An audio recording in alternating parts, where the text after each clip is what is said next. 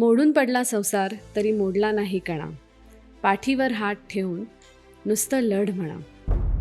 तुम्ही एक शिक्षक बनायचं सुरुवात कशी झाली? मी जेव्हा लहान होते तेव्हा आमच्या ज्या म्हात्रेबाई होत्या, पहिली दुसरीला, तिसरी चौथीला राऊत गुरुजी होते. मग ते नसले की पूर्ण वर्गाचा ताबा माझ्याकडे असायचा. मग तेव्हा कुठेतरी कॉन्फिडन्स वाढला की आपण शिकवू शकतो, आपण एक चांगला आदर्श शिक्षक पण बनू शकतो. काही घरगुती अडचणी असतील म्हणून आमचं लग्न थोडं लवकर झालं, पण त्यांनी माझ्या आईला शब्द दिला होता की मामी मी हिला शिकवेन, हिला शिक्षिका बनवेन.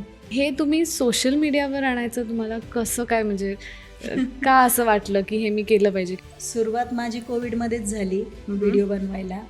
माझी मुलं जी आहेत ती सगळी म्हणजे मजुरांची, वीटभट्टी कामगारांची अशी, म्हणजे त्यांच्याकडे अँड्रॉइड फोन घरात एखादाच किंवा नसेलही. मग मी विचार केला की आपण यूट्यूबवरच व्हिडिओ बनवून टाकायचे आणि त्याची लिंक शेअर करायची, म्हणजे जेणेकरून स्टोरेजचा पण इश्यू होणार नाही. पण मॅडम, मुलंही तितकेच उत्सुक असतात शिकायला. हो, खूप. खरं बघायला गेलं तर आम्हाला त्या व्हिडिओजमधनं कळलं की जिल्हा परिषदेच्या शाळेत ही सगळी फॅसिलिटीज असतात. असं जो सोशल मीडियावर जे गाजतंय की शिक्षक शिकवत नाही किंवा मराठी शाळा मागे पडल्या आहेत, सरकारी शाळेमध्ये शिकवलं जात नाही, हे मला तरी वाटत नाही की म्हणजे चुकीचं सगळं लोकांसमोर येते. मग हे चांगलं काही येऊ नये म्हणून मी माझ्या शाळेला जास्त प्रेझेंट करण्याचा प्रयत्न करते की अशी असते जिल्हा परिषदची शाळा. जिल्हा परिषद शाळेचा जो शिक्षक आहे तो ह्या सगळ्या मुलांना स्वतःची मुलं समजूनच शिकवत असतो.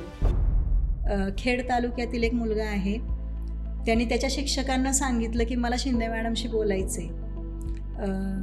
थोडीशी ट्रॅजेडी आहे, त्याला हाडांचा कॅन्सर आहे आणि तो आता मुंबईमध्ये ट्रीटमेंट घेतो आहे हॉस्पिटलमध्ये.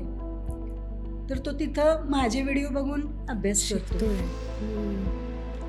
जेव्हा मी त्याच्याशी बोलले इतका आनंद झाला मला की आपण कुणाच्या तरी वेदनांमध्ये त्याला हे करतोय, म्हणजे त्याचा एक आधार बनतोय. तुम्हाला सगळ्यात जास्त आनंद कशात मिळतो? सगळ्यात जास्त आनंद म्हणजे खरंच, म्हणजे आजही लोकांना या नोकरीसाठी यायचं आहे का? जवळजवळ 3 लाख 3.5 लाख लोक परीक्षा देत आहेत आणि त्यातून फक्त स्वप्न बघावी तर दिवसा बघावी. कारण नमस्कार, महाराष्ट्र शिक्षणच्या पॉडकास्टमध्ये तुमचं स्वागत आहे. शाळा म्हटली की पहिले आपल्या डोक्यात येते ती कुसुमाग्रजांची कविता, मोडून पडला संसार तरी मोडला नाही कणा, पाठीवर हात ठेवून नुसतं लढ म्हणा. ह्याच कवितेबरोबर मी आजच्या पाहुण्यांची तुम्हाला ओळख करून देते. सौ सीमा राजेंद्र शिंदे, ज्या शिंदे मॅडम म्हणून सोशल मीडियावर प्रचलित आहेत. नमस्कार शिंदे मॅडम, तुमचं स्वागत आहे. मॅडम, तुमची ओळख मला तुमच्याकडनंच हवी आहे. माझं नाव सौ सीमा राजेंद्र शिंदे. मी जिल्हा परिषद प्राथमिक शाळा जांबे, तालुका मुळशी, जिल्हा पुणे इथे उपशिक्षिका म्हणून कार्यरत आहे आणि गेली 18 वर्षे मी शिक्षिका म्हणून ज्ञानदानाचं कार्य करत आहे.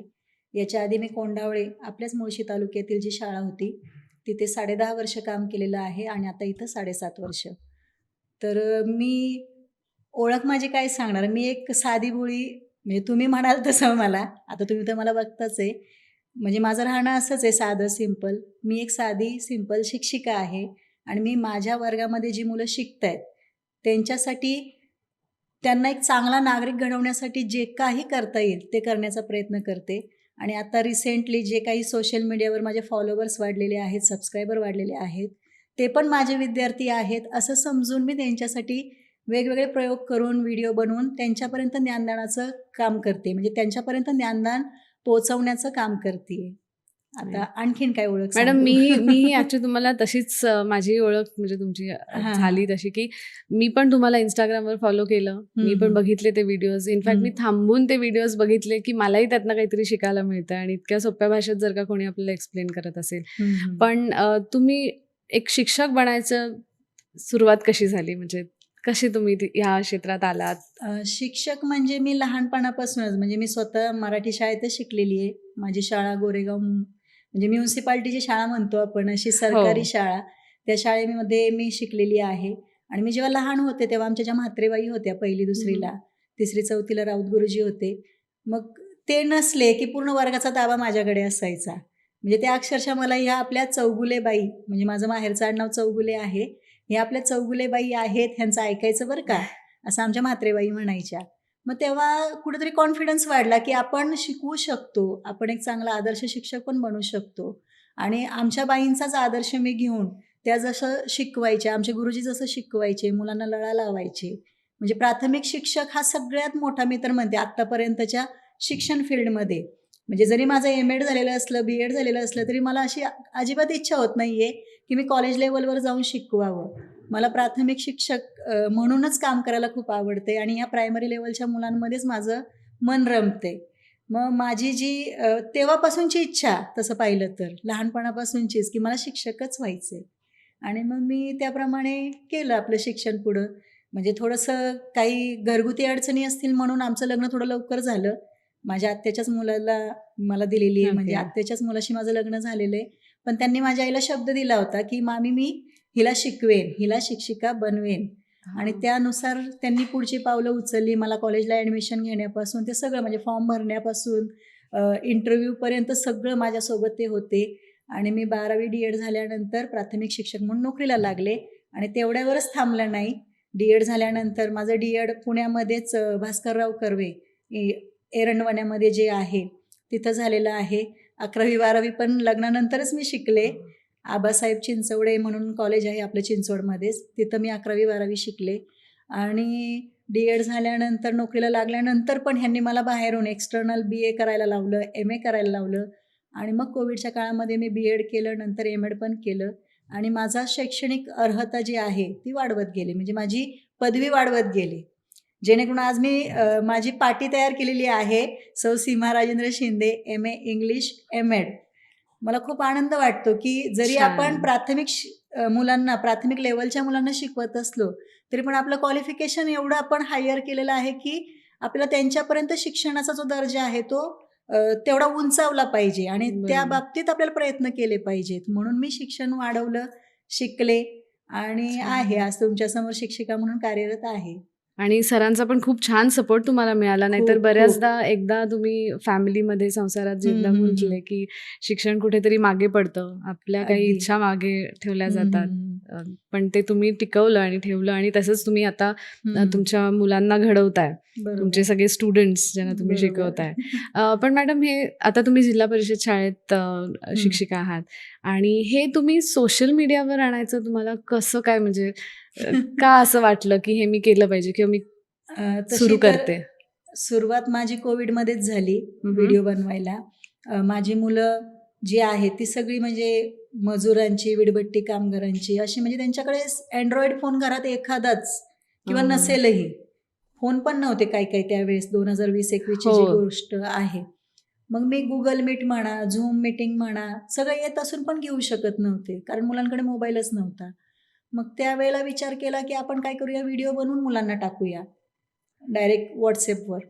पण ते मेमरीचा इश्यू व्हायला लागला. एवढे मोठे-मोठे व्हिडिओ मग मुलांच्या मोबाईलची स्टोरेज फुल स्टोरेज व्हायला फुल लागलं. झालं. मला वाटलं, की कधी पण बघतील मुलं आणि मग अभ्यास करून मग डिलीट करून टाकतील. पण ते पण हे मला साध्य झालं नाही. म्हणजे त्यात पण अडचणी आल्या. मग मी विचार केला, की आपण YouTubeवरच व्हिडिओ बनवून टाकायचे आणि त्याची लिंक शेअर करायची. हां. आणि म्हणजे तुम्ही तिथे जाऊन जेणेकरून बघू स्टोरेजचा बरोबर. पण इश्यू होणार नाही आणि असे दुसऱ्यांचे व्हिडिओ पण मी पाहिले. नको ते व्हिडिओ मला YouTubeवर दिसायला लागले. म्हणजे ज्याच्यातून मला काही शिकवणं म्हणजे असं वाटतच नव्हतं, की ह्याच्यातून काहीतरी शिकता येईल. मग असे व्हिडिओ शेअर करण्यापेक्षा आपणच व्हिडिओ बनवून का नाही शेअर करावा? या उद्देशाने मी YouTube चॅनल सुरू केलं आणि आमच्या झेडपीने पण मला प्रोत्साहन दिलं. पुणे जिल्हा परिषदेने त्यावेळेस सगळ्या शिक्षकांना आवाहन केलं होतं, की तुम्ही YouTube चॅनल सुरू करा आणि त्याच्यावर शैक्षणिक काम तुमचं जे काही आहे डिजिटल कंटेंट तयार करा. जेणेकरून त्याचा फायदा सगळ्यांनाच होईल, महाराष्ट्रातील इतर शाळांना होईल. मग मी सुरुवात केली आणि आधी सुरुवातीला तर अनलिस्टेडच व्हिडिओ होते. हां. मग नंतर मग मला समजलं, की आमचा एक टीच ट्यूबर नावाचा ग्रुप होता Facebookवर तयार झालेला. आम्ही एकमेकांना शेअर करायचो, की आपण असेही व्हिडिओ काय करू करू शकतो? शकतो, टाकू शकतो. हं. मग ह्याचा क्रायटेरिया किंवा त्याचे नियम, अटी ह्या सर्व गोष्टी YouTubeच्या मला त्यांच्याकडून समजल्या आणि मग मी सुरुवात केली व्हिडिओ टाकायला. जवळ-जवळ मला वाटते 6 महिन्यातच माझं चॅनल मॉनिटाईज झालं आणि 1 वर्षात माझे 47,000 सबस्क्रायबर झाले होते त्यावेळेला. मग कोविड संपल्यानंतर मी टोटली बंद केलं होतं तसं पाहिलं तर. म्हणजे व्हिडिओज बनवणं बंद केलं होतं. सासूबाई कोविडमध्ये गेल्या. सासऱ्यांना डिमेन्शिया होता, त्यामुळे घरातलं वातावरण अजिबात असं शांतता नव्हती की आपण व्हिडिओ रेकॉर्ड करून एडिटिंग करून अपलोड करू. करू कारण याआधी मी कधी फेस कॅमेरा म्हणजे फेस नाही दाखवला. हो, फक्त लेसन्स जे शिकवताय लेसन शिकवताना मी एक स्लाइड घ्यायचे, त्याला ॲनिमेशन द्यायचे, इफेक्ट द्यायचे आणि मग व्हिडिओ बनवायचे. पण मला व्हॉइस माझा द्यावा लागायचा. पण घरात शांतता नसल्यामुळे मला व्हिडिओ बनवता येत नव्हता. मग शाळा सुरू झाली. शाळा सुरू झाल्यानंतर मी म्हटलं जाऊ दे आता काय, शाळा सुरू झाली, कोण आपले व्हिडिओ कोणाला बघणार. बघायचं. पण काही काळाने मी नवीन मोबाईल घेतला. मग माझा मुलगा मला म्हणाला, अगं एवढा छान मोबाईल तू घेतलाय, मग त्याचा वापर तू अशा गोष्टींसाठी कर. तुझे एवढे 47,000 सबस्क्रायबर्स आहेत, ते तुझ्या व्हिडिओची वाट बघतायत. मग तू काय कर, रोजचे छोटे छोटे तुझे जे गेम्स असतात तेच टाक ना, शॉर्ट व्हिडिओ बनव, तुला नाही वेळ मिळत एवढा तर. मग मी सुरुवात केली शॉर्ट्स व्हिडिओ टाकायला आणि शॉर्ट व्हिडिओ एवढे व्हायरल झाले, मला आयुष्यात वाटलं म्हणजे स्वप्नात पण वाटलं नव्हतं की एज्युकेशनल व्हिडिओ पण व्हायरल होतील आणि लोक एवढ्या आवडीने बघतील किंवा त्याच्यावर रिप्लाय देतील, कमेंट्स करतील. आणि मग सुरू झालं 1 वर्षामध्ये जवळजवळ मला यूट्यूबचं सिल्वर प्ले बटन पण मिळालं आणि आज माझे 4 लाख काहीतरी समथिंग आहेत, म्हणजे प्लस 30,000च्या प्लस आहेत. म्हणजे एवढं प्रेम मला जनतेने दिलं, त्याच्यामुळे माझी जबाबदारी आता वाढली आहे. मला रोज काहीतरी वेगळं असं बनवून त्यांच्यासाठी करावंच लागतं, व्हिडिओ बनवावाच लागतो आणि अपलोड करावाच लागतो. कारण आज माझ्या वर्गातले 50 विद्यार्थी हे फक्त माझ्याकडून शिकत नाही आहेत, तर हे 4-4.5 लाख लोक माझ्या व्हिडिओची वाट बघतायत. त्याच्यामुळे मला हे कंटेंट बनवावंच लागते आणि मी आता त्याच्यात गुरफटत गेलेली आहे आणि जबाबदारी वाढल्यामुळे मला आता ते करावंच लागतं. एक माझी म्हणजे काय म्हणता येईल, सामाजिक जबाबदारी वाढलेली आहे. पण मग ह्यामधून असं तुम्हाला वाटलं का की मुलांना म्हणा किंवा व्ह्युअर्सला ज्या कुठल्या एज ग्रुपमध्ये असतील त्यांना प्रॅक्टिकली गोष्टी शिकवल्यात तुम्ही ज्या पद्धतीने शिकवता, प्रॅक्टिकल एक्झाम्पल्स देऊन किंवा मुलांना जे गेम्स खेळायला लावता त्याच्यातून तुम्ही त्यांना तो कॉन्सेप्ट शिकवता, तर प्रॅक्टिकली मुलं जास्त चांगलं शिकतायत आणि ह्या पद्धतीने त्यांना शिकवलं पाहिजे. तसं शिकवलं पाहिजे, कारण आपण जसं शिकलो, आता मी मागेच एक व्हिडिओ टाकलाय क्षेत्रफळ कसं काढायचं. मग लांबी गुणिले रुंदी, आयताचं क्षेत्रफळ हे आपण पाठ केलेलं आहे. चौरसाचं क्षेत्रफळ, बाजूचा वर्ग आपण पाठ करतो, हे फक्त आपण पाठ केलेलं आहे. पण जेव्हा मी वहीचं पान घेऊन मुलांना दाखवलं की हा आयताकृती कागद आहे, याच्यामध्ये असलेले जे चौरस आहे ते 1 सेंटीमीटरचे आहेत, मग हे किती सेंटीमीटरचे चौरस ह्याच्यामध्ये आले मोजा बरं. मग ते मोजले. मग प्रॅक्टिकली तर मोजणं गरजेचं नव्हतंच. माझी मुलं माझ्या पुढची आहेत, ती मला म्हणाली की मॅडम ही 18 आणि ही 11 ओळ, 18 गुणिले 11 आलं उत्तर. मग याच्यावरून सूत्र काय निघालं, आयताचं क्षेत्रफळ लांबी गुणिले रुंदी. मग हे प्रॅक्टिकली केल्यामुळे मुलांच्या असे एक्झाम्पल्स दिल्यामुळे लक्षात राहतं आणि कन्सेप्ट क्लिअर होते. मग मुलं आयुष्यात झोपेतून जरी उठवून त्यांना विचारलं ना आयताचं क्षेत्रफळ काय, बरोबर, मग ते काय सांगणार, आयताचे क्षेत्रफळ बरोबर लांबी गुणिले रुंदी.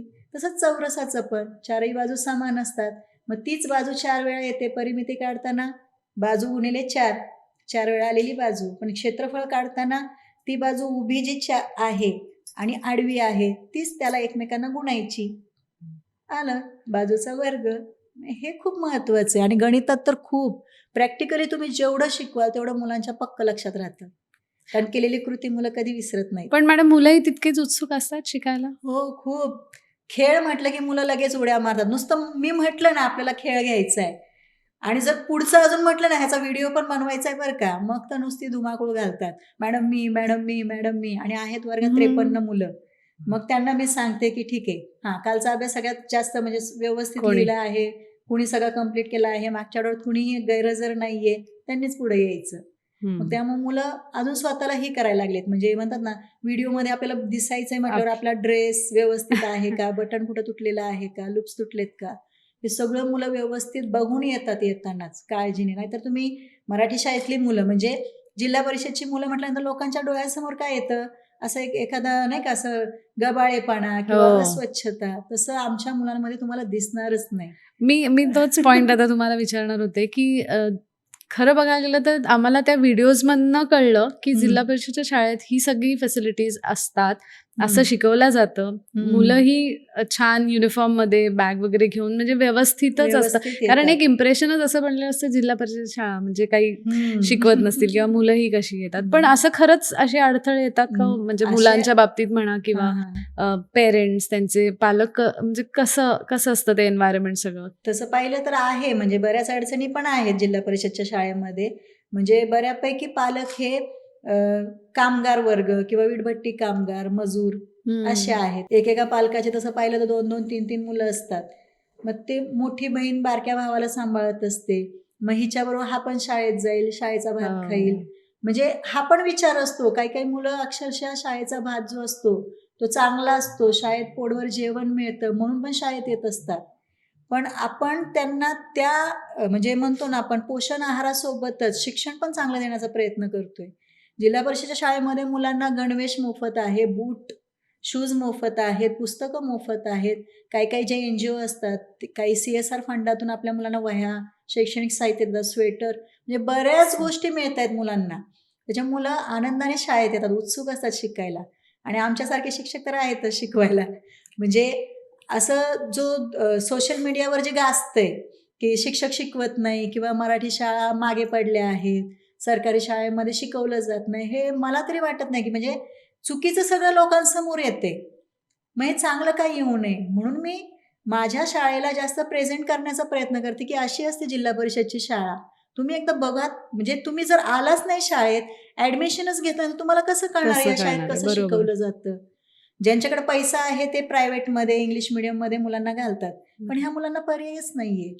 त्यामुळे ते आमच्याकडे येतात. पण त्या मुलांचं आयुष्य वाया जाणार नाही ह्याची मात्र आम्ही काळजी घेतो. त्यांना शिकवतोय, ते त्यांच्या पायावर कसे उभे राहतील, एक चांगला नागरिक कसा घडेल, याच्यासाठीच आम्ही प्रयत्न करतोय. म्हणजे जिल्हा परिषद शाळेचा जो शिक्षक आहे, तो ह्या सगळ्या मुलांना स्वतःची मुलं समजूनच शिकवत असतो. काही शिक्षक असे आहेत की घरून मुलांसाठी खाऊन येतात. एक्स्ट्रा म्हणजे सँडविच म्हणा, आता समजा काही वरचे भाग काहीतरी. आहेत, कातकरी मुलं असतात. हां, हां. त्यांनी कधी सँडविच खाल्लेलं नसतं, त्यांना माहीत नसतं. मग ते सँडविच घेऊन जातात मुलांना खायला शनिवारचं वगैरे.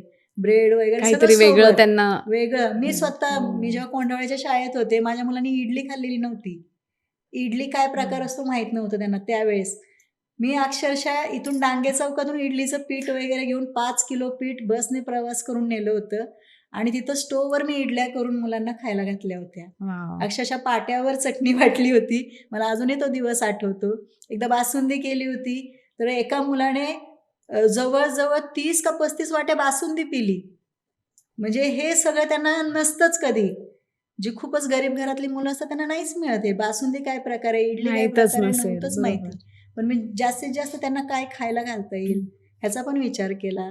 त्यांना काय वेगळं दाखवता येईल. त्यावेळेस काही इंटरनेट नव्हतं, Google नव्हतं, साधे मोबाईल होते.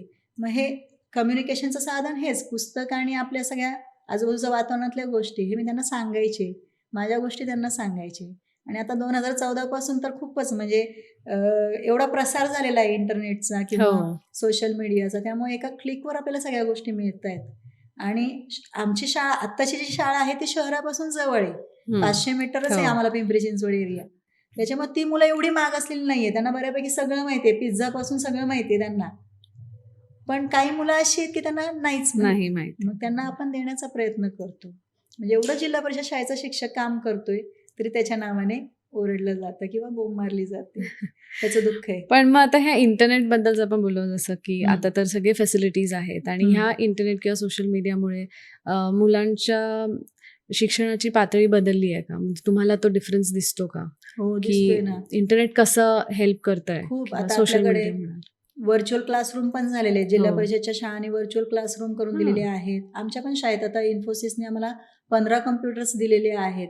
मग त्या कॉम्प्युटर्सचा आम्ही वापर तुम्ही करतो. आम्ही वापर. संगणक हो. लॅब तयार केलेली आहे. फक्त थोडंसं आता लाईटचा इश्यू वगैरे असला तर होतो तसं. पण बऱ्यापैकी आम्ही आमच्या मुलांना कॉम्प्युटरचं ज्ञान देतो. ई-लर्निंग आहे आमच्याकडे आणि आम्ही मुलांना पण असे स्वाध्याय देतो, की तुम्ही हे Googleवर सर्च करा, की एखादा धडा समजा शिकवला. मग त्याच्यातून एक उपक्रम, की तुम्ही आता समजा एखाद्या धड्यामध्ये एखाद्या व्यक्तीचं नाव आलं असेल, मग ती व्यक्ती कोण होती, त्यांचं शिक्षण कसं त्याच्याबद्दल झालं. अजून माहिती तुम्ही Googleवर हां, जाऊन मिळवा. मग फक्त क्युरिओसिटी टेक्स्टबुक त्यांची पर्यंत वाढते, की नाही. हां, हे ह्यांनी कसं केलं असेल. मग मी त्यांना ते सांगते. मग ते सर्च करतात, मग माहिती काढून आणतात. बऱ्याच गोष्टी आहेत, की ज्या आपल्याला मोबाईलमधून किंवा कॉम्प्युटर नसला तरी मोबाईलवरून पण बऱ्याच गोष्टी शिकता येतात आणि ते शिकतात. मस्त. आणि ह्या कामात हं. तुम्हाला सगळ्यात जास्त आनंद कशात मिळतो? सगळ्यात जास्त आनंद म्हणजे माझ्या मुलांचा आनंद. ज्या दिवशी माझ्या मुलांच्या आनंदात म्हणजे चेहऱ्यावर असं हसू असतं. संध्याकाळी 5ला शाळा सुटल्यानंतर पण मुलं जेव्हा आनंदाने घरी जातात उड्या मारत, तोच माझा आनंद आहे. म्हणजे माझा दिवस वाया गेला नाही असं मी समजते. फक्त ज्या दिवशी एक्स्ट्रा काम लागतं मला, ऑनलाईनचं काम मीच करते शाळेचं, मग त्यावेळेला मला शिकवणं होत नाही. आता समजा मागच्या 2-4 दिवसांमध्ये ऑनलाईनची कामं खूप होती. मग त्यांना असं वेगवेगळ्या ॲक्टिव्हिटीमध्ये ऍक्टिव्हिटीज. गुंतवून ठेवणं, त्यांचा दिवस नाही वाया घालवत मी. पण माझा मला वाया गेल्यासारखा वाटतो, जेव्हा मी स्वतः प्रत्यक्ष त्यांना शिकवत नाही. पण त्यांचा सराव होतो. त्यांचा दिवस वाया जात नाही. ते आल्यानंतर जे शिकलेलो आहोत त्याच्यावर सराव करतात, वेगवेगळ्या ॲक्टिव्हिटीमधून.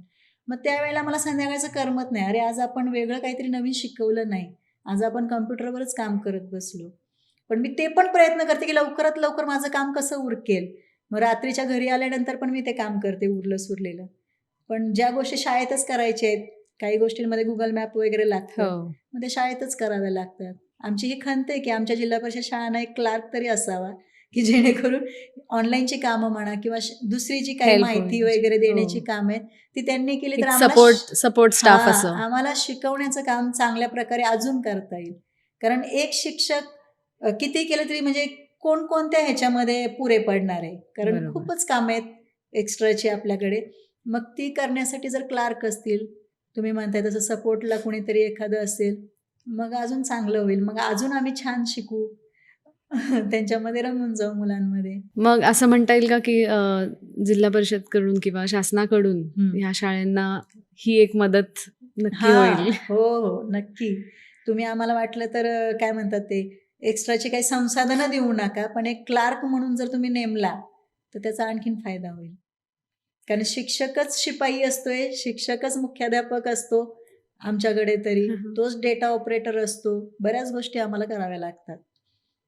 मग ह्याच्यामुळे मुलांच्या शिक्षणाकडे दुर्लक्ष होतोय आणि की मुद्दाम म्हणजे की हं. शिक्षक त्यांचा वेळ कमी पडतोय आणि त्याच्यामुळे वेळ कमी मुलांकडे पडतो. लक्ष देणं सगळ्यांना तितकं डेडिकेटेडली जमत नाहीये, हं, असंही हं. होतं का? असंही बऱ्याचदा होतं ना, पण बऱ्यापैकी सगळे शिक्षक, आता मी तुम्हाला म्हटलं ई-लर्निंगचा उपयोग हो. करून घेतात. मोबाईलवर संगणकावर वगैरे असं काहीतरी व्हिडिओ ऑनलाईन. लावून किंवा एखादा टास्क देऊन त्यांना ते त्यांच्याकडून कामं करून घेतात म्हणजे शिक्षणाची. ते बरोबर त्यांच्याकडून अभ्यास करून घेतात. म्हणजे 10 ते 5 वेळ आहे. तसं पाहिलं तर वेळ भरपूर आहे आपल्याकडे शिकवण्यासाठी, इतर कामांसाठी. त्याच्यामुळं आम्ही तो वेळ बरोबर मॅनेज करतो. पण कुठेतरी थकल्यासारखं होतं. एक जो म्हणतो ना, मेंदूला जास्त हे झालं म्हणजे भार आला डोक्यावर, जास्त ताण आला. कारण सगळ्यांनाच माहिती आहे ऑनलाईन काम करायचं म्हटलं की प्रेशर येतंच. हो. ते तेवढ्या वेळातच झालं पाहिजे. ती साईट ओपन राहिली पाहिजे. त्याच्यावरच करता येईल. लेखी काम तर काय आपण कसंही कधीही कुठेही करू शकतो. पण ऑनलाईनला बऱ्याच अडचणी येतात.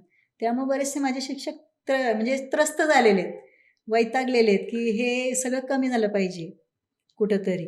थोडा मग बॅलन्स व्हायला हां, पाहिजे किंवा आता. त्याच्यासाठी मग वेगळी यंत्रणा कुठेतरी आली पाहिजे, की जेणेकरून आम्हाला फक्त आणि फक्त शिकवण्याचं काम आम्हाला करता येईल आणि आमचा जो 100% वेळ आहे, तो आम्हाला आमच्या मुलांसाठीच देता येईल.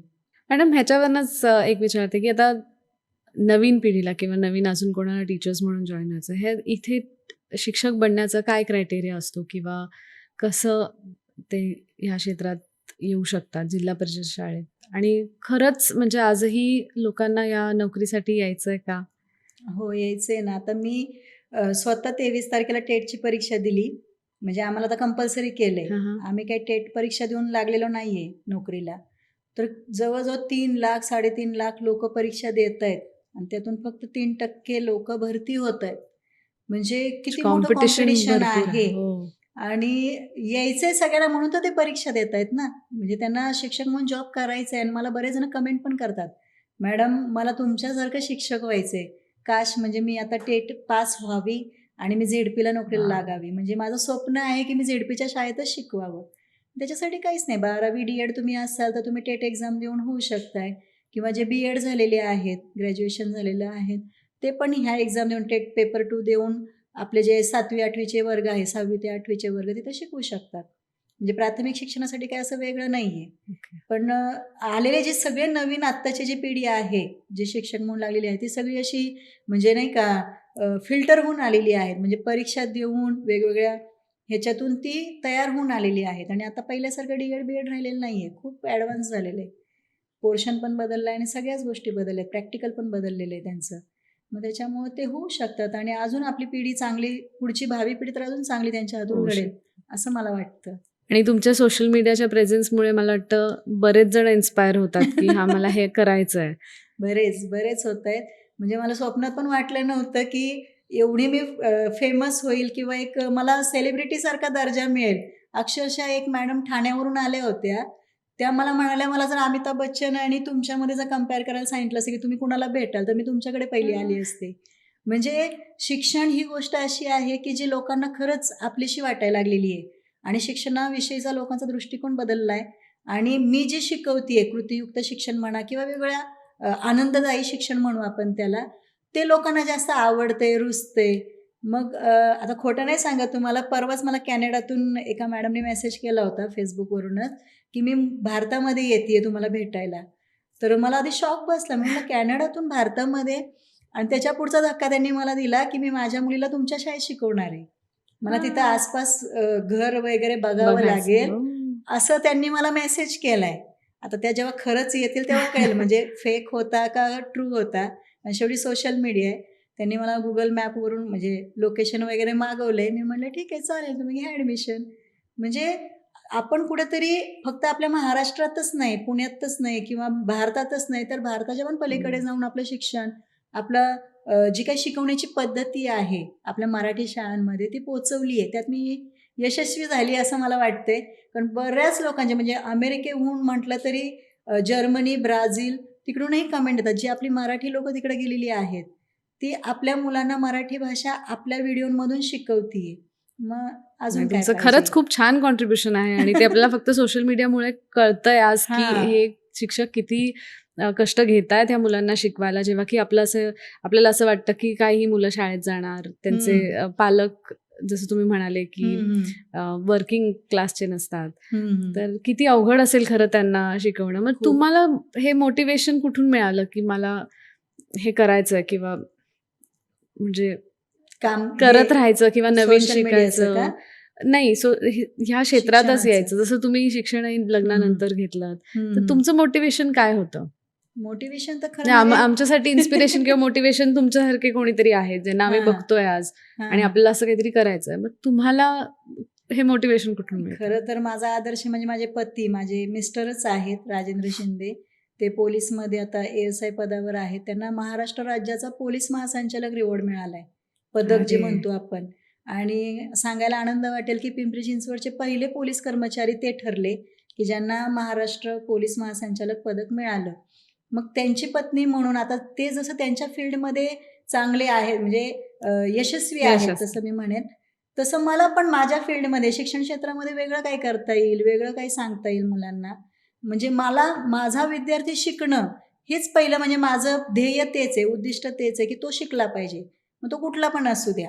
हुशार असू द्या, मंद असू द्या, म्हणजे तसं त्याला आपल्याला नावच नाही ठेवायचे. प्रत्येकाचा IQ वेगवेगळा असतो, बौद्धिक क्षमता बरोबर. वेगवेगळी असते. पण प्रत्येक मूल शिकलं पाहिजे. त्यासाठी मी काय वेगळं करू शकते?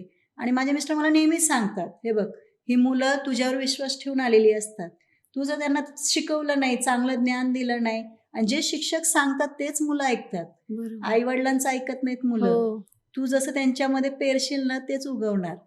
त्याच्यामुळं मग मी माझ्या आजूबाजूला पण आमच्या मुळशी तालुक्यात बरेचसे आदर्श शिक्षक आहेत, की ज्यांनी खूप चांगल्या प्रकारे काम केलेलं आहे. मग त्यांचं बघून मी प्रेरणा घेऊन माझी मुलं कशी अजून पुढे जातील. त्यांनी भौतिक सुविधा भरपूर आणल्या बाकीच्या शिक्षकांनी इकडून-तिकडून.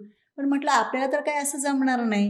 म्हणजे एखाद्या NGOकडे जाणं किंवा हां. CSR फंडातून ह्या सगळ्या गोष्टी आणणं. पण आपण शिकवण्याचं काम मात्र उत्तम प्रकारे करू शकतो. मग तेवढ्यावरच मी फोकस केला आणि हे सोशल मीडिया हे सगळं कोविड नंतर आलं. हो. म्हणजे मी जे 4 भिंतीत शिकवत ऑनलाईन होते, क्लासेस ते सगळे. 4 भिंतीच्या वर्गखोलीमध्ये शिकवलेलं माझं ज्ञान माझ्या त्या विद्यार्थ्यांपुरतंच मर्यादित होतं. जी पिढी माझ्याकडे शिकत होती त्यांच्याकडे. पण सोशल मीडियामुळे ती जास्त स्प्रेड झाली आणि आज आणि ती लाखो जास्त लोकांपर्यंत पोहोचते. लाखो, मिलियन म्हणजे व्ह्यूज तुम्ही जर बघितले एकेका व्हिडिओला माझ्या 7 करोड म्हणजे 70 मिलियन्स व्ह्यूज व्ह्यूज आलेले. आहेत. म्हणजे हे आवडलंय, रुचलंय म्हणून बघितलं जाते. बरोबर. जर त्यांना आवडलंच नसतं तर ते थांबलेच नसते त्या व्हिडिओवर, स्किप केला असता. मग हीच प्रेरणा आहे माझी, की ह्या लोकांचं पण जे कमेंट्स असतात किंवा त्यांचे जे रिप्लाय असतात, की "मॅडम तुम्ही ह्याच्यावर व्हिडिओ बनवा, त्याच्यावर व्हिडिओ बनवा." आता सध्या ती प्रेरणा आहे माझी, की नाही आपल्याला आता ह्याच्यावर काम केलं पाहिजे. ह्या मुलांना जर वाचन, लेखन जमत नसेल, तर त्यांच्यासाठी काय वेगळी आयडिया करता येईल किंवा एखादं गणिताचं सूत्र असेल, ते पाठ होत नसेल, त्याच्यासाठी वेगळं काय करता येईल. मग त्याच्यातून मी करत जाते, चालूच आहे माझं. पण ह्याच्यामध्ये आता तुम्हाला पालकांकडून म्हणजे जी मुलं शिकायला येतात किंवा हं. गावकऱ्यांकडून काय मदत मिळू शकते किंवा त्यांच्याकडनं तुमची काय अपेक्षा असेल? काय करू शकतात ते ह्या गोष्टीला पालक बेटर म्हणून करायला? तर सगळ्यात महत्त्वाचं पालक म्हणून माझी पालकांकडून खूप मोठी अपेक्षा आहे, की जसं विद्यार्थ्याचा एक हात जर शिक्षकाने धरला, तर दुसरा हात पालकाने धरला पाहिजे. आम्ही दोघं मिळूनच त्या मुलाला पुढे नेऊ शकतो. हं. कारण आणि पण तसं माझ्याकडं माझे जे पालक आहेत ते बऱ्यापैकी म्हणजे काय म्हणता येईल त्यांना शिकलेलेच नाहीयेत. आणि जी काही शिकलेली आहेत ज्यांना एस-एस-सी, शिक्षणाचं बी-एससी महत्त्व वगैरे माहिती आहे हां, किंवा जी थोडीफार शिकलेली आहेत, हां. त्यांना असं वाटतं की माझ्या मुलांनी चांगलं शिकावं, ते त्यांच्यासाठी कष्ट घेत आहेत. पण जे निरक्षर पालक आहेत, की ज्यांना काहीच गंधच नाही शिक्षणाचा, त्यांना असं वाटतं की त्यांच्या मुलांनी त्यांच्यासाठी त्यांच्या कामामध्ये मदत करावी. वीटभट्टी कामगार जे आहेत, ते सकाळी 4 वाजता पहाटे उठून ते गारा थापण्याचं काम करतात विटांसाठी, वीट भाजण्यासाठी. हो, मग त्यांना असं वाटतं की त्यांच्या मुलांनी पण त्यांना मदत मदत करावी करावी. किंवा हे 4 वाजता तिकडे गेले तर त्यांची जी मुलगी असेल, मोठी मुलगी, तिने हं. घरातला स्वयंपाक करावा, तिने घरातलं सगळं काम करावं. मग त्यांना अभ्यासासाठी थोडासा वेळ द्यावा असं मला वाटतं. आणि काही पालक असेही आहेत, की जे मुलांना अजिबातच ओरडत नाही किंवा त्यांच्या अभ्यासाविषयी त्यांना काळजी नसते. म्हणजे घरचा अभ्यास पण ती मुलं करत नाहीत. मग ते वह्या पण उघडून बघत नाहीत, की आज तुला काय अभ्यास दिला होता रे मॅडमनी किंवा बाईंनी तुझ्या? मग तू केला नाहीस का? का नाही केला? अशी मुलं आहेत. म्हणजे आज माझ्या वर्गाचं 53 मुलं असतील, तर 25-30च मुलं अशी आहेत, की जी व्यवस्थित रोजचा अभ्यास छान करून आणतात. छान म्हणजे एकदम सुंदर हस्ताक्षरात. आणि 10-12 मुलं अशी आहेत, की ज्यांना मागं लागून करून करावं लागतं आणि 4-5 अशी आहेत, की जी करतच नाहीत. मग त्यांना वर्गात आल्यानंतर मी करायला लावते. कारण शिक्षा आपल्याकडे देणं चुकीचंच आहे. चुकीचं मग आहे. ही शिक्षा बरोबर. अशी असते, की तू तुझा अभ्यास झाल्यानंतरच मला दाखवायला ये. कारण एवढ्या मुलांचा घरचा अभ्यास चेक करायला मला अर्धा पाऊण तास जातोच. तोवर त्याचा तो अभ्यास पण कंप्लीट होतो. होतो बरोबर. आणि त्याचं लिखाण पण पूर्ण होतं जे काय असेल ते. पण हे खूपच म्हणजे छान कॉन्ट्रिब्युशन आहे तुमच्याकडून शाळेतल्या मुलांना त्यांच्या घराच्या परिस्थितीनुसार तुम्ही समजून घेता हं, हं. आणि तरीही त्यांच्याकडनं अभ्यास करून देता. असं नाही की तुम्ही त्यांना सोडून देता की जाऊ दे हा नाहीच करत हं, हं. किंवा नाही केलं बाबा तर हां, ठीक आहे हां. काहीतरी पनिशमेंट दिली किंवा नाही दिली आणि सोडून दिलं. हं, हं. त्यापेक्षा तुम्ही त्यांच्याकडनं तो होमवर्क करून घेता. हं. जे की म्हणजे अगेन त्यांच्याकडनं काही मिस नाही होत आहे. त्यांच्या अभ्यासात काही राहून जात नाही आणि त्याच मुलांबरोबर जे बाकीचे 25-30 मुलं आहेत, त्यांच्याबरोबर हं. ही मुलं पुढे आज प्रगती करतायत. हं. मस्त. आणि असा एखादा कुठला प्रसंग तुम्हाला शेअर करता येईल, जिथे तुम्हाला वाटलं की ही माझी खरी जागा? एखादा असा हं. प्राउड मोमेंट किंवा प्राउड मोमेंट म्हणजे भरपूर आहेत. माझे विद्यार्थी सगळे चांगल्या-चांगल्या पोस्टवर कामाला आहेत आणि म्हणजे स्वतःच्या पायावर उभे आहेत. असं कुणावर त्यांचं ओझं नाही आहे अजून तरी. आणि आत्ताच्या घडीला जर मी म्हणायचं झालं, तर मी मागे केंद्रप्रमुख भरती आली होती आमची विभागीय परीक्षा. त्याचा फॉर्म भरला होता. माझ्यापेक्षा माझ्या मुख्याध्यापिका मॅडम ज्या होत्या, सुनीता जाधव मॅडम, त्यांना वाटत होतं की तुम्ही ही परीक्षा इझिली क्रॅक कराल. हां. आणि ती काही खात्याअंतर्गत होती. तुम्ही केंद्रप्रमुख व्हा मॅडम, तुम्ही असं अधिकारी म्हणून शाळेवर या, आम्हाला बरं वाटेल. म्हणून त्यांनी मला ती परीक्षा द्यायला लावली होती. पण ती परीक्षा अजूनही झालेली नाहीये. मी फॉर्म तेव्हा भरलेला. मग त्याच्यानंतर मी हे सगळे व्हिडिओमध्ये इन्व्हॉल्व झाले आणि एवढी पब्लिसिटी मिळाली. मग मी विचार केला, आता मागच्या महिन्यामध्ये परत तो फॉर्म नव्याने आला, की ज्यांना परीक्षा द्यायची त्यांनी तो द्यायची. फॉर्म अपडेट करा. मी तो फॉर्म अपडेट केला नाही. कारण मला असं वाटलं, की नाही आपली जागा केंद्रप्रमुख म्हणून म्हणजे अधिकारी म्हणून मिरवायची नाहीये, तर शिक्षक म्हणून या मुलांमध्येच रमण्यातच आपल्याला खरा आनंद आहे. कारण तिथं जर मी शिकवलं, तर मी सुखाने रात्री झोपू शकेल. जर मी केंद्रप्रमुख समजा झालेच परीक्षा देऊन, लकीली जर झालेच असते, तर मी रोजचं माझं जे ज्ञानदानाचं काम आहे किंवा या मुलांबरोबर जो माझा संपर्क होता, तो सगळा तुटणार. मला फक्त बरोबर. एक अधिकारी म्हणून प्रत्येक शाळेवर जाऊन हां, हे दाखवा, ते दाखवा, हे करा, ते करा, ही फाईल आणा, ती फाईल आणा, हेच करावं लागणार. पण आज मी माझ्या मुलांबरोबर जो वेळ घालवते, ज्याच्यात मी खूप आनंदी आहे. माझी मुलं माझ्याबरोबर आनंदी आहेत. मग तो आनंद मी का हे करायचा, मिस तुम्ही करायचा? खऱ्या अर्थाने मुलं घडवताय आणि त्यातच तुमचं हां. सुख आहे. मला परत मॅडमचा मेसेज आला, "अहो, ते केंद्रप्रमुख फॉर्म अपडेट करायला आलाय, भरला का तुम्ही?"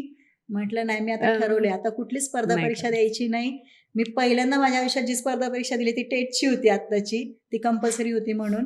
पहिल्यांदा मी असे गोल भरून पेपर सोडवले, की किती मला करता येईल किंवा नाही. पास होईल का नाही, मला पण माहीत नाही. पण मी बहुतेक होईल पास माझ्या अंदाजाने. पण ते काय आम्हाला फक्त सर्टिफिकेटसाठी की तुम्ही पात्र आहात म्हणून. हो. पण मी ते ठरवलं त्याच दिवसापासून की आपण आता कुठलीही स्पर्धा परीक्षा द्यायची नाही. आपण शिक्षक म्हणूनच आपली फक्त हीच जागा आहे. बाई म्हणून, मॅडम म्हणून ह्या मुलांबरोबर राहणं आणि इथंच रिटायर होणं. हेच मी आता ठरवलंय. तो माझ्यासाठी तो मुद्दा म्हणता येईल, की मी ठरवलं मनाशी पक्कं की नाही माझी हीच जागा आहे. मला आता दुसरीकडे कुठं जायचं नाहीये. मॅडम आणि तुम्ही म्हणालात की तुमचे स्टुडंट्स विद्यार्थी आता चांगल्या चांगल्या ज्या ठिकाणी कामाला लागलेत, नोकरी पाणी म्हणजे सगळे आपल्या पायावर हो. उभे आहेत.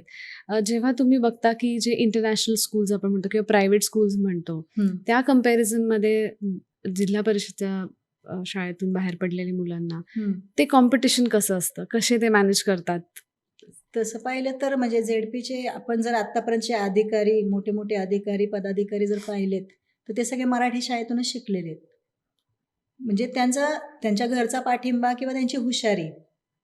सगळ्यात महत्त्वाचं आपलं स्वतःचं जे काय म्हणतात त्याला चातुर्य किंवा करण्याचं हुशारी, एक अभ्यासू व्यक्तिमत्व, त्याच्यातून तुम्ही होणारच 100% तुम्हाला जी फील्ड हवी आहे. तर झेडपीची जी मुलं आहेत ती ज्या वेळेला बाहेर पडतात ती एक सुजाण नागरिक म्हणूनच बाहेर पडतात. पहिली गोष्ट म्हणजे ते कुठल्या लेवलला काम करतील ह्याच्याशी काही देणं घेणं नाही आहे आपल्याला. ते घडणारच चांगले आणि करणारच काम.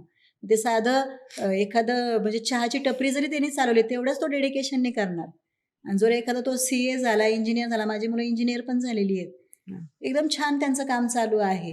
मग त्यांना फॅमिली बॅकग्राऊंड मिळणं खूप महत्त्वाचं आहे. म्हणजे आता जर समजा करिअर करायचं म्हटलं, फायनान्शियल पण त्यांना तेवढा सपोर्ट मिळावा लागतो. मग तिथं कुठंतरी त्यांना माघार घ्यावी लागते जेव्हा फायनान्शियल प्रॉब्लेम येतो तेव्हा. पण जी मुलं खरंच हुशार आहेत, खूप अभ्यासू आहेत, ते स्कॉलरशिप मिळवून पुढे जातात आणि शिकतात. म्हणजे असं नाही आहे की इंटरनॅशनल स्कूलमध्ये शिकणाराच विद्यार्थी पुढं चांगला काहीतरी घडतो किंवा बनतो, एखाद्या चांगल्या पदावर काम करतो, असं काही नाही. झेडपीची मुलं जर तुम्ही हिस्ट्री काढली तर तुम्हाला 80 ते 90% आपली मराठी जिल्हा परिषद शाळेचीच मुलं मिळतील. आणि ह्या महाराष्ट्र शिक्षण पॉडकास्टच्या थ्रू तुम्ही बाकीच्या मुलांना किंवा जिल्हा परिषदच्या शाळेच्या मुलांना काय संदेश द्याल? असा कुठला एक टिप? मला असं वाटतं की दिवसा आपण स्वप्न पाहिलं पाहिजे. स्वप्न बघावी तर दिवसा बघावीत. कारण ती स्वप्न जी आपण दिवसा बघतो ना ती पूर्ण करण्यासाठी आपण रात्र जागवतो. म्हणजे अभ्यास असा करतो की मी स्वतः पहाटे 3ला उठून अभ्यास केलेला आहे. घर सांभाळून सगळं म्हणजे मुलं बाळं माझी स्वतःची नोकरी सांभाळून मी 3ला उठून लिटरली अभ्यास केलेला आहे. 3 ते पहाटे 5 पर्यंत. मग मी माझं घरचं सगळं काम आवरून शाळेत जाऊन शाळेतल्या मुलांना शिकवून आल्यानंतर ते प्रॅक्टिकल लिहिणं वगैरे असं करून मी माझं शिक्षण पूर्ण केलेलं आहे. आणि त्या म्हणजे जेव्हा कधी मी शिकले मी कायम कॉलेजमध्ये 1ली, 2री, 3री त्याच्यापेक्षा पुढं नाही, पहिल्या 3मध्येच आलेली आहे. मग हे कशामुळं घडतं तर फक्त जिद्द आणि चिकाटी. म्हणजे प्रत्येक गोष्टीत तुम्ही मला हे मिळालं नाही, मला ते मिळालं नाही असं रडण्यापेक्षा माझ्याकडं काय आहे, माझ्याकडे जिद्द आहे, माझ्याकडे चिकाटी आहे, माझ्याकडे पुस्तक आहे. मी जर तेच घेऊन बसले आणि व्यवस्थित वाचन केलं तर मला काहीच गरज नाही ना बाकीच्या गोष्टींची. आणि जर मी ते पाहिलेलं स्वप्न जर पूर्ण करण्यासाठी जर मी झटले, प्रयत्न केले तर 100% आणि पॉझिटिव्ह राहा. पहिली गोष्ट मला जाता जाता तुम्हाला सांगायला म्हणजे एक आनंद होईल. खेड तालुक्यातील एक मुलगा आहे, त्यांनी त्याच्या शिक्षकांना सांगितलं की मला शिंदे मॅडमशी बोलायचं आहे. थोडीशी ट्रॅजेडी आहे, त्याला हाडांचा कॅन्सर आहे आणि तो आता मुंबईमध्ये ट्रीटमेंट घेतोय हॉस्पिटलमध्ये. तर तो तिथं माझे व्हिडिओ बघून अभ्यास करतोय. जेव्हा मी त्याच्याशी बोलले इतका आनंद झाला मला की आपण कुणाच्या तरी वेदनांमध्ये त्याला हे करतोय, म्हणजे त्याचा एक आधार बनतोय. आणि परवा त्याचं 19 तारखेला ऑपरेशन होणार होतं. मी त्याला फोन केला, अरे तुझं ऑपरेशन आहे ना? त्याच्या आईला इतका आनंद झाला. त्याची आई म्हणाली त्याचे रिपोर्ट्स आताचे एवढे छान आले, ती गाठ जी कुठली होती हाडांमधली ती थोडी साईज कमी झालेली आहे आणि ऑपरेशन थोडंसं पोस्टपोन झालेलं आहे, 30 तारखेला होणार आहे. म्हणजे हे जे पॉझिटिव्हपणा म्हणतो ना, मी त्याला फक्त एकच म्हटलं, तू खूप स्ट्रॉंग आहे हर्ष, तू खूप स्ट्रॉंग आहे, तुला काहीच होणार नाही. तू चांगला होऊन शाळेत जाणार, शिकणार. आणि तो 5वीला आहे. म्हणजे आता जे मी शिकवते स्कॉलरशिप वगैरे तो सगळं त्या व्हिडिओमध्ये बघून शिकतोय. मी त्याला काय म्हटलं की तू शाळेत जाणार, तू शिकणार आणि तुला जर काही अडचण आली, आता तो खेडमध्ये, तू मला बिनधास्त फोन करत जा, मी तुला सांगत जाईन तुला काय प्रश्न पडले तर. तो मला अजूनही व्हॉट्सअपवर मेसेज करतो, मॅडम हे पदावलीचं गणित सांगा ना, मॅडम हे स्पेलिंग मी लिहिले ते बघा ना, बरोबर लिहिले का. काल त्याने मला कृष्णाचं चित्र पाठवलं होतं, म्हणा मी हे काढलं, किती छान काढलं. आणि परवा मी त्याशी बोलले, मला त्याच्या बोलण्यातलं जाणवलं, त्याला खूप धाप लागत होती बोलताना. मी म्हटलं का रे तुला धाप लागते का बोलताना. तर मला म्हणाला हो मॅडम, आज दिवसभर मी OPD मध्ये होतो, ट्रीटमेंट चालू होती. म्हणजे जिद्द आणि चिकाटी हा मुलगा हॉस्पिटलच्या त्या सगळ्या एन्व्हायरमेंटमध्ये परिस्थितीमध्ये पण तो शिकतोय. करतोय. आणि त्याला बरोबर. इतकी हे स्ट्रॉंग म्हणजे म्हणतो ना विल पॉवर, की मी बरा होणार आणि मी पुन्हा शाळेत जाणार, मी पुन्हा शिकणार आणि मी शिंदे मॅडमला एकदा तरी भेटायला जाणार.